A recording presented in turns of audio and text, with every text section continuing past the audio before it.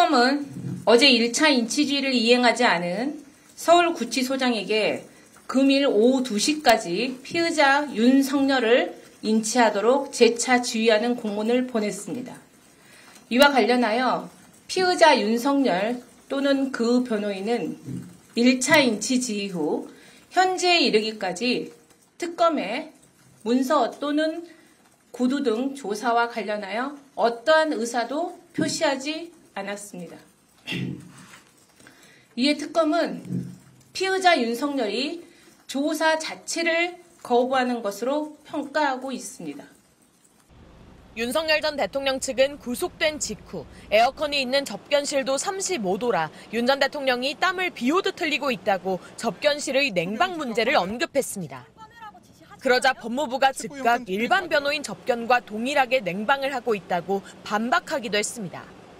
이처럼 윤 전 대통령은 재구속 뒤 거의 매일 변호인과 접견을 하고 있는 것으로 전해졌습니다.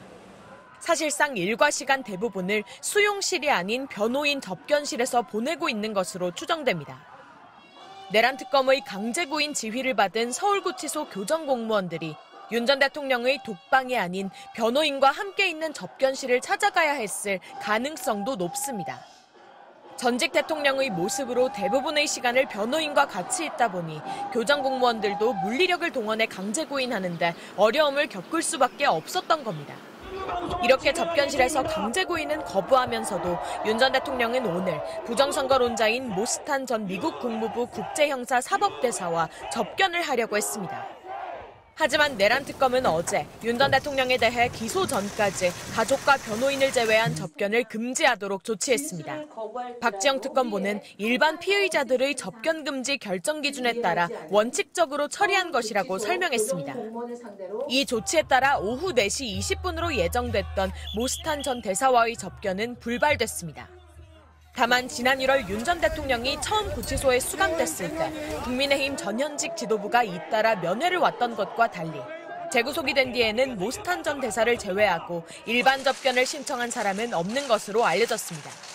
MBC 뉴스 문하연입니다. 구치소 수감 후 특검 소환에 불응하고 있는 윤석열 전 대통령이 오늘 모스탄 교수를 접견하기로 했다가 특검의 제지로 불발됐습니다. 당초 윤 전 대통령 변호인단은 윤 전 대통령이 오후 4시 20분 서울구치소에서 모스탄 교수 등과 10분간 일반 접견을 진행할 예정이라고 밝혔습니다. 한 교수는 부정선거 음모론을 주장해온 인물로 12.3 비상계엄 역시 관련 증거를 찾기 위함이었다고 강변하는 인물입니다. He declared martial law in order to try to seize evidence in regards to the election cheating that he believes has run rampant. 이 같은 사실이 알려진 뒤 특검은 윤석열 피의자 기소 때까지 가족과 변호인을 제외한 인물에 대해서는 접견을 금지하겠다고 밝혔습니다.